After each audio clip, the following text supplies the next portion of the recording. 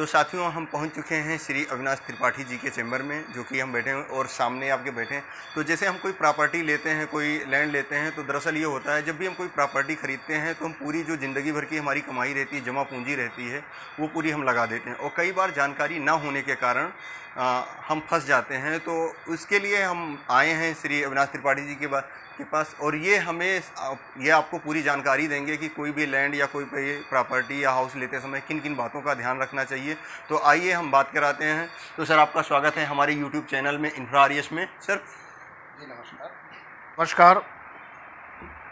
भाइयों, मैं लखनऊ न्यायालय में अधिवक्ता हूँ। अविनाश त्रिपाठी एडवोकेट मेरा नाम है, और ज़मीन संबंधी मामलों के संदर्भ में मुझे महारत हासिल है। एक बड़ा अच्छा प्रश्न जो है वो आप द्वारा उठाया गया कि जो लोग लखनऊ में आकर के या जो प्रॉपर्टियां खरीदते हैं उनमें अक्सर धोखाधड़ी का शिकार हो जाते हैं, उनसे कैसे बचा जाए। देखिए, एक सबसे पहला महत्वपूर्ण प्रश्न यह है कि जो भी आप प्रॉपर्टी लेने जा रहे हैं, वो चाहे भूमि हो, चाहे आप जो है फ्लैट लेने जा रहे हों या कोई मकान लेने जा रहे हैं, सबसे पहला प्रश्न इस बात का उठता है कि जो आप भूमि या भवन ले रहे हैं उसकी लोकेशन क्या है। लोकेशन किसी भी प्रॉपर्टी की बड़ी महत्वपूर्ण होती है, और लोकेशन के ऊपर ही रेट निर्धारित होता है। कई बार ऐसा होता है कि ऐसे व्यक्ति जो कि लखनऊ शहर से बाहर आते हैं और उनको इस बात की जानकारी नहीं होती है कि लखनऊ शहर में जिस लोकेशन पे आप वो प्रॉपर्टी किसी को ने अगर आपको बताई है, तो वास्तव में उस प्रॉपर्टी का क्या रेट है या उस लोकेशन की अहमियत क्या है, इसके बारे में आपको पता नहीं होता है। चूँकि आप बाहर से आते हैं और आपको इस बात की जानकारी नहीं होती है, जिसका लोग जो है फ़ायदा उठाते हैं और आपसे उस प्रॉपर्टी को बहुत बढ़िया वेल लोकेशन बता करके और बहुत जो है आपसे जो है अधिक पैसों की डिमांड करते हैं। और कई बार आपको ये पता चलता है बाद में प्रॉपर्टी खरीदने के बाद में कि आपने जो संपत्ति खरीदी थी, उस संपत्ति का वास्तविक मूल्य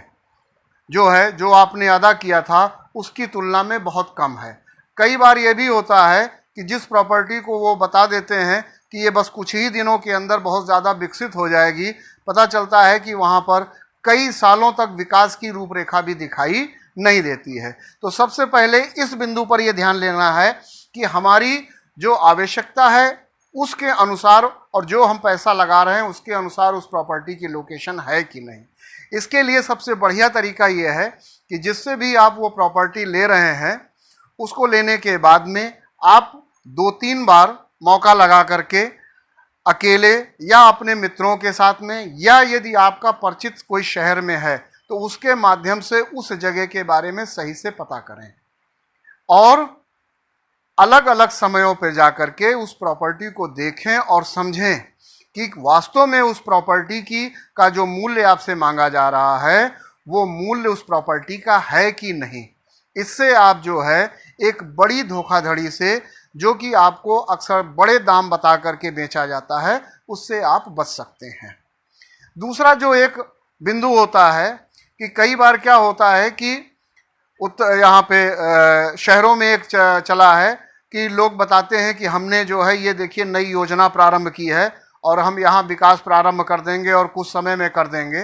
तो ऐसी स्थितियों में क्या होता है कि आप ये देख लीजिए, ये पता करिए कि उनके पास में कौन से डॉक्यूमेंट हैं, उन्होंने क्या प्रोजेक्ट बनाया है, और उन प्रोजेक्ट्स को, जो उन्होंने प्रोजेक्ट्स को बनाया है, उस प्रोजेक्ट्स को क्या उन्होंने रेरा या अन्य जगह पर सबमिट करके उस पर कोई अप्रूव्ड प्लान लिया है कि नहीं लिया है। दूसरा जो एक महत्वपूर्ण बिंदु जिस पर हम लोग जाते हैं कि हम जो प्रॉपर्टी ले रहे हैं वो प्रॉपर्टी कहाँ की है। चूंकि विभिन्न प्रकार की प्रॉपर्टियां होती हैं, जैसे कि शहरी क्षेत्र की प्रॉपर्टियां होती हैं, ग्रामीण क्षेत्र की प्रॉपर्टियां होती हैं। अधिकांशतः विवाद देखा गया है कि ग्रामीण क्षेत्र की प्रॉपर्टियों में ज़्यादातर धोखाधड़ी होने की संभावनाएं होती हैं, क्योंकि ग्रामीण क्षेत्र की प्रॉपर्टियां सस्ते दामों पर बिल्डर्स को मिल जाती हैं, या जो प्रॉपर्टी डीलर्स हैं वो वहाँ से प्राप्त कर लेते हैं। और चूंकि किसान जो होते हैं वो भोले भाले होते हैं, उनको बहला फुसला करके उन्हीं के नाम पर एक प्रोजेक्ट बना करके दिखाना शुरू कर देते हैं। तो वहाँ पर ठगी और धोखाधड़ी की संभावनाएं अक्सर देखी जाती हैं। तो ऐसी स्थिति में चूंकि ऐसी जगहों पर सामान्यतः रेट भी जो है प्रॉपर्टियों के कम होते हैं, इसलिए वहाँ पर जो है लोगों के द्वारा ज़्यादातर संपत्तियों को लेने का प्रयास किया जाता है। ऐसी स्थिति में एक सबसे महत्वपूर्ण प्रश्न ये है कि हम ये पता करें कि जिस संपत्ति को हम लेने जा रहे हैं उस संपत्ति का वास्तविक स्वरूप क्या है। इस बिंदु पर सबसे पहले देखना जरूरी है, जो प्रॉपर्टी हमको बेची जा रही है, क्या वो प्रॉपर्टी हमको बिल्डर बेच रहा है या प्रॉपर्टी डीलर बेच रहा है, अथवा वह प्रॉपर्टी सीधे हमको किसान के द्वारा बेची जा रही है। क्योंकि जो बिल्डर होते हैं, प्रॉपर्टी डीलर होते हैं, वो आपसे एक वादा करते हैं कि हम इस प्रॉपर्टी में ये विकास की सुविधाएं उपलब्ध कराएंगे। कई बार ऐसा होता है कि लिखित रूप से कुछ कहीं होने के कारण वो आपको सिंपल प्लाट दे करके और उसके बाद में चले जाते हैं, और विकास की संपूर्ण जो है, ना तो वहाँ सड़क की व्यवस्था होती है, ना नाली की व्यवस्था होती है, और ना ही बिजली की सही व्यवस्थाएं होती हैं। परिणाम ये होता है कि लंबे समय तक लोगों को एक अच्छा पैसा देने के बाद भी कई समस्याओं से जूझना पड़ता है, जो मूलभूत समस्याएं होती हैं। और उन मूलभूत समस्याओं का निदान तब हो पाता है जब उस कॉलोनी या जब उस प्रोजेक्ट को नगर निगम द्वारा अपने यहाँ एक्वायर किया जाए, अपने यहाँ लिया जाए, और नगर निगम उसमें विकास की कोई योजना चलाए, तब जाके सड़कें बन पाती हैं। परिणाम ये होता है लोग 15-15, 20-20 सालों तक एक बड़ी मूलभूत सुविधाओं से गुजरते रहते हैं। ऐसी स्थिति में आप जो भी वो आपको प्लाट या प्रोजेक्ट दे रहा है उससे आप स्पष्ट बात करिए कि इसमें आप जो मूलभूत सुविधाएं हैं उनको कब तक देंगे, और इस संदर्भ में जहां तक संभव हो आप रिटन जो है उनसे डॉक्यूमेंट लें। क्योंकि अगर कभी किसी प्रकार का विवाद होता है तो बिना किसी रिटन डॉक्यूमेंट के आप किसी भी प्रकार की रिलीफ को प्राप्त नहीं कर पाएंगे। जो जमीन आप एग्रीकल्चर मान लीजिए कोई लेने जा रहे हैं, तो ये बिल्कुल स्पष्ट है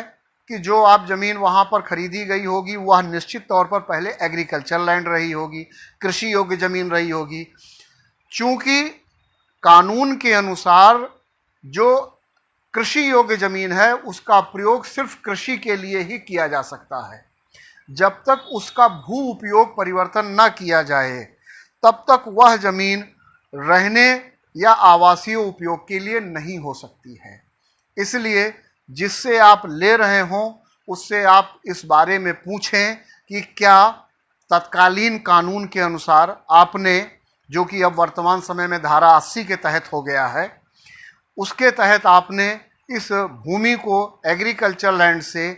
या कृषि योग्य भूमि से आवासीय भूमि में परिवर्तित कराया है कि नहीं। क्योंकि बिना आवासीय भूमि में परिवर्तित कराए वहाँ पर अगर आप रहते हैं तो आने वाले समय में आपके विरुद्ध सरकार के द्वारा कार्रवाइयाँ हो सकती हैं, और ऐसी स्थिति में आपको अनेक समस्याओं का सामना करना पड़ सकता है।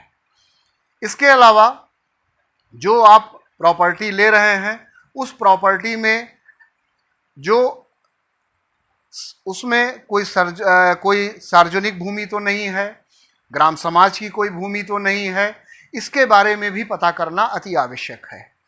और इन चीज़ों के लिए आप जो है किसी भी अच्छे अधिवक्ता से मिल करके या कोई अच्छा अन्य व्यक्ति जो कि प्रॉपर्टी के बारे में जानता हो उससे आप मिल करके दस्तावेजों की प्रॉपर जांच करके और उसके बारे में पता कर सकते हैं। कई बार क्या होता है कि जो प्रॉपर्टियां होती हैं उन प्रॉपर्टियों में, संपत्तियों में जो है वो रजिस्ट्रियों का जिक्र होता है कि वो बताते हैं कि हमने इनके द्वारा इस प्रॉपर्टी को जो है रजिस्ट्री के माध्यम से क्रय किया है, और प्रत्येक रजिस्ट्री में यह स्पष्ट रूप से वर्णित किया जाता है कि जो बेचने वाला है उसको इस प्रॉपर्टी की मालियत या ओनरशिप कहाँ से प्राप्त हुई है, उसका स्वरूप क्या है। और अगर इसको आपको पता करना है तो इसके लिए आपको उसकी पिछली रजिस्ट्रियों में, जिसे कि हम चेन रजिस्ट्री कहते हैं, उसे निकलवा करके देखना पड़ेगा, तभी आपको ये वास्तविक स्थिति पता हो पाएगी कि इस प्रॉपर्टी की या इस संपत्ति की मूल स्थिति क्या है, क्या इसकी वास्तव में जो है ओनरशिप सही है कि नहीं है, इसके बारे में तभी आपको पता चल पाएगा।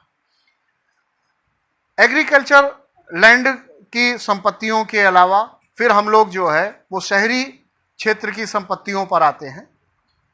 शहरी क्षेत्र की संपत्तियों में अधिकांशतः संपत्तियां जो हैं वो आपके जो वहाँ पर नियोजित विकास के लिए संस्थाएं बनाई गई हैं, जैसे लखनऊ में लखनऊ विकास प्राधिकरण है, उत्तर प्रदेश के लेवल पर उत्तर प्रदेश आवास विकास परिषद है। इस प्रकार की संस्थाओं के द्वारा विकास की योजनाएं चलाई जाती हैं और चूंकि इनके द्वारा जो है भूमि को अधिग्रहित करके और सभी जो है कानूनी बाधाओं को दूर करके उसके बाद में आपको ओनरशिप दी जाती है। इसलिए अगर इन प्रॉपर्टियों को आप रीसेल खरीदते हैं तो आपको सिर्फ इतना देखना आवश्यक होता है कि जो प्रॉपर्टी है जिससे आप खरीद रहे हैं उसे ओनरशिप प्राप्त हुई है कि नहीं, क्योंकि आवास विकास में या एलडीए में जो भी प्रॉपर्टियां होती हैं वो अधिकांशतः प्रॉपर्टियां चूँकि पहले जो है बुकिंग कराई जाती हैं और बुकिंग के बाद में लॉटरी या अन्य सिस्टम के द्वारा